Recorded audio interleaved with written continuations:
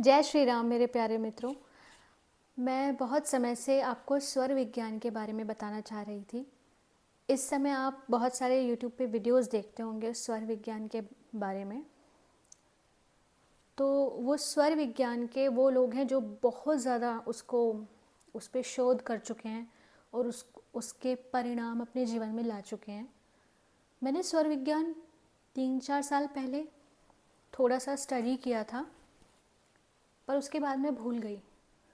पर अब जब से फिर से स्वर विज्ञान चर्चा में आया तो मैंने पुनः स्वर विज्ञान को फॉलो करना शुरू किया।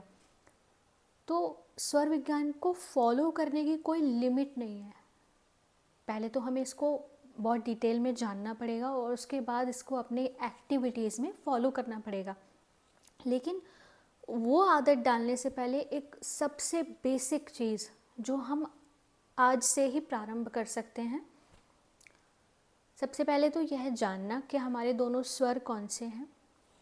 ईड़ा लेफ्ट स्वर, पिंगला राइट स्वर। राइट जो है वो सूर्य स्वर है अर्थात गर्म, और जो लेफ्ट है वो चंद्र स्वर है अर्थात ठंडा। इसके बाद जब श्वास, कभी ऐसी टाइम होता है कि श्वास दोनों में बराबर आती है, तो उसे सुषुम्ना नाड़ी में श्वास का चलना कहते हैं। तो बस करना क्या है, स्वर विज्ञान का मूल क्या है कि जो प्राण सक्रिय है, जिस नाड़ी में प्राण सक्रिय है, उस प्राण से आप कार्य करें। क्योंकि ये जो हम श्वास ले रहे हैं, ये हमारा यही तो प्राण है ना, लाइफ फोर्स। इसी से तो सारे ऑर्गन काम कर रहे हैं। ये जो पूरा शरीर का जो एक ढांचा है वो इसी से तो काम कर रहा है। तो मुझे हेल्थ के बहुत समस्याएं हो रही थी, तो बस मैंने एक प्रैक्टिस शुरू की कि जैसे आप सुबह उठें, सबसे पहले ये चेक करें कौन सा स्वर चल रहा है।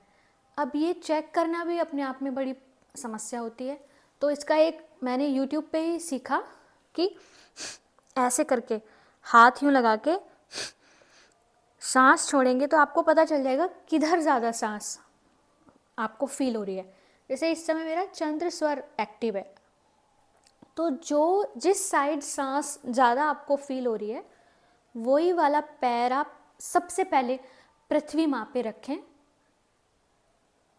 और इनहेल कर लें, क्योंकि आपको अफर्मेशन देनी है। तो जब आप सांस अंदर भरते हैं, उसके बाद आप अपनी अफर्मेशन बोलें अपनी हेल्थ को लेके, क्योंकि हेल्थ सबसे बड़ी वेल्थ है। अगर हेल्थ नहीं है तो हम कुछ भी अचीव नहीं कर सकते, और अचीव कर भी लेंगे तो उसको एंजॉय नहीं कर सकते। हम कोई योगदान न परिवार में, न स्वयं के जीवन में, समाज में कुछ नहीं दे सकते यदि हम स्वस्थ नहीं हैं। तो मैंने केवल अपने हेल्थ के लिए ये एक फॉलो करना शुरू किया, और अभी ये मेरी एक हैबिट बन गई है। मुझे ये याद रहता है। पहले मैं भूल जाती थी, एक दिन करती थी फिर भूल जाती थी। अब मुझे याद रहता है कि जो भी स्वर सक्रिय है, उस स्वर वाला पैर ज़मीन पे टिकाया, लंबी गहरी सांस ली, चाहे आप लेट भी उठे हों। कभी कभार हम ये होता है कि हम लेट उठते हैं तो हम होपलेस हो जाते हैं, हमें लगता है अरे हमें देर हो गई। नहीं, इसे करने में 1 मिनट लगता है। चाहे आप कितने ही लेट हो रहे हो, 1 मिनट में ये काम हो जाता है। और इससे वो जो एक लेट होने पे जब एक माइंड में रश चलता है कि अरे सब कुछ जल्दी करना है, वो भी अपने आप नीचे हो जाता है कि नहीं, हो जाएगा, जितना भी टाइम है उसमें ये काम हो जाएगा। तो सबसे पहली हैबिट स्वर विज्ञान को लेकर आप अपने जीवन में ये उतारें, और इससे डेफिनेटली फ़ायदा होगा। इसके रिजल्ट्स आपको दिखेंगे, क्योंकि ये बिल्कुल साइंटिफिक है। जो प्राण सक्रिय है, उस प्राण से आप अपने सबकॉन्शियस माइंड में वो अफर्मेशन पहुंचा रहे हैं। उसके बाद हम इन चीज़ों, आगे की चीज़ों को डिस्कस करेंगे और सीखेंगे कि कौन से काम किस स्वर में करें, स्वर बदलें कैसे, और स्वर विज्ञान का अपनी पूरी लाइफ फोर्स को पूरे पोटेंशियल में यूज़ करने के लिए कैसे प्रयोग करें। तो आशा करती हूँ कि आपको मेरी ये जानकारी समझ आई होगी। बहुत सारे बड़े बड़े विद्वान लोग हैं, उन्हीं को सुन के मैंने ये फॉलो किया और मुझे इसका रिज़ल्ट मिल रहा है, और मैं अब ये जीवन पर्यंत करने वाली हूँ। अपना ध्यान रखें।